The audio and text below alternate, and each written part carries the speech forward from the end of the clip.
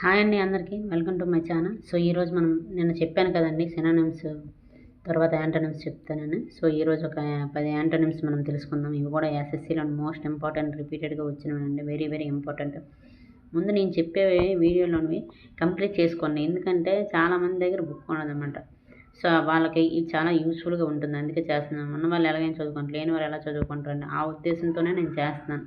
మీకు వీలైనంత వరకు మీకు సపోర్ట్ చేయాలి, మీకు యూజ్ అయ్యే వీడియోస్ చేయాలి అనేది నా ఉద్దేశము. సో లేట్ చేయకుండా అయితే వీడియో మొదలు పెడదాం. ఫస్ట్ యాంటోనిమ్స్ అంటే వ్యతిరేక పదాలండి, అందరికీ తెలిసిందే, చెప్పాల్సిన అవసరం లేదు. సో ఈరోజు ఒక 10 యాంటోనిమ్స్ మనం తెలుసుకుందాం. సో వీటిని మీరు ఖచ్చితంగా నేర్చుకోండి, టైం వేస్ట్ చేసుకోకండి. ఫస్ట్ హోస్టైల్ అంటే ఏంటంటే విరుద్ధమైన అండి, ప్రతికూలమైన, విరుద్ధమైన. తెలుగు మినిమల్ ప్లీజ్ రాసుకోండి, టైం లేదని రాయడానికి. సో నెక్స్ట్ వీడియోలో రాయడానికి ప్రయత్నం అయితే చేస్తాను, ఎందుకంటే దగ్గరలో వినాయకుడు బొమ్మ పెట్టారండి, సాంగ్స్ వేస్తున్నారు. సో వీడియో చేయడానికి అవ్వట్లేదు, కొంచెం కష్టంగా ఉంది. ఎందుకంటే ఈ 9 రోజులు కొంచెం అలజడిగానే ఉంటుంది కదా వీధిలోనే. సో పాటలు వినిపించడం వల్ల లోపలికి సౌండ్ వచ్చేస్తుందండి మా ఇంట్లోకి. సో అందుకే టైం లేదు, సో ఫాస్ట్గా రాశాను అనమాట. సో ప్లీజ్ ఏమనుకోకండి, నేను తెలుగులో చెప్తాను, మీరు రాసుకోండి. ఇంగ్లీష్ మీడియం వాళ్ళకి అవసరం లేదు, యాజ్ ఇట్ ఈజ్ మీరు ఎలా ఉన్నదో అలా రాసుకోవచ్చు. ఫస్ట్ హొస్టైల్ అంటే విరుద్ధమైన, శత్రుసేన, ప్రతికూలమైన, ఆ టైప్లోకి వస్తుంది అనమాట. దీనికి యాంటోనిమ్స్ అంటే అమేబుల్, ఫ్రెండ్లీ, సింపథెటిక్, జెంట్లీ, ఫేవరబుల్ కదా. సో హొస్టైల్ అనే దానికి ఇవన్నీ యాంటోనిమ్స్ అండి, ఓకేనా.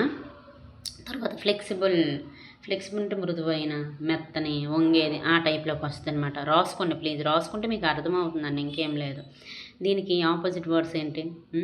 రిజిడ్, స్టిఫ్, డెఫియంట్, ఆబ్స్టినేట్, ఓకేనా.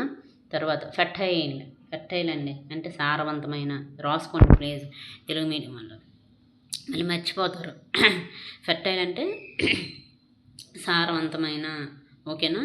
బ్యారన్ దానికి ఆపోజిట్ వర్డ్, అర్థమవుతుందా, యాంటోనిమ్ అనమాట, బ్యారన్. తర్వాత షాలో అంటే తేలిక, మీదనే లోతు లేనిదనమాట. సో ఇదేంటి? డీప్, లోతు, దానికి ఆపోజిట్ వర్డ్. యాంటోనిమ్స్ అంటే వ్యతిరేక పదాలు కదా, సో డీప్ అనమాట. యాక్సెప్ట్ అంటే యాక్సెప్ట్ చేయడం, ఓకేనా, ఇది అందరికీ తెలిసిందే. సో దీనికి ఆపోజిట్ వర్డ్స్ అంటే రిజెక్ట్, డినై. తర్వాత కంపల్సరీ, దానికి ఏంటి ఆపోజిట్ వర్డ్స్? Optional, voluntary. ఇవన్నీ రాసుకోండి, ఇవన్నీ ఇంపార్టెంట్. ఏం అడుగుతారో తెలియదు కదండి, సో వెరీ వెరీ ఇంపార్టెంట్ అనమాట. మీరు రాసుకుంటూ చదువుకుంటూ ప్రాక్టీస్ చేస్తేనే ఇవి గుర్తుంటాయండి, ఎందుకంటే పదాలు ఇవి అందరికీ తెలిసినవి, పదాలే కదా అనుకుంటాం, కానీ పదాలే. ఒక బిట్టు 3 మార్కులతో సమానం, ఒక్కటి వచ్చినా 3 మార్కులు, ఒకటి రాకపోయినా 3 మార్కులు పోయినట్టు లెక్క. సో అందుకే చెప్తున్నానండి. తర్వాత నినౌన్స్, దీనికి యాంటోనిమ్స్ ఏంటి? ప్రైజ్, కాంప్లిమెంట్, డిఫెండెడ్, అర్థమవుతుంది కదా. సో రాసుకుంటూ ఉండండి మీరు. ఫస్ట్ గిల్టీ, 8 గిల్టీ అంటే అందరికీ తెలిసిందే. సో దానికి ఆపోజిట్ వర్డ్ ఏంటి? ఇన్నోసెంట్. రాసుకోండి మీరు ఒక నోట్బుక్లో తీసుకొని, నేను చెప్పే ప్రతి టాపిక్ నోట్ చేసుకుంటే మీకు ప్రాక్టీస్ లాగా ఉంటుంది, రివిజన్ లాగా ఉంటుంది. తర్వాత ఒకసారి చదివితే మీకు యూజ్ అవుతుందండి. టాపిక్లు చిన్నవి అయినా ఎక్కువసార్లు అడిగాడు కాబట్టి వాటిని ఎంచి నేను మీకు యూజ్ అయ్యే కంటెంట్ని ఇస్తున్నాను, అర్థమవుతుంది కదా. తర్వాత ఇండిస్పెన్సిబుల్, దీనికి ఏంటి యాంటోనిమ్స్? సూపర్ఫ్లూయస్, ఇన్సెన్షనల్, ఓకేనా. తర్వాత నేటివ్, అందరికీ తెలిసిందే నేటివ్ అంటే. సో దీనికి యాంటోనిమ్స్ ఏంటి? Alien, foreign, exotic. సో ఇదండి ఈరోజు మనం ఈ 10 పదాలని, అంటే ఈ 10 యాంటోనిమ్స్ని మనము నేర్చుకున్నాం, అర్థమవుతుందా. ఖచ్చితంగా మీరు నేర్చుకోవాలి, మీరు నేర్చుకుంటున్నారు లేదా ఖచ్చితంగా వీడియోలు అయితే నేను అడుగుతాను.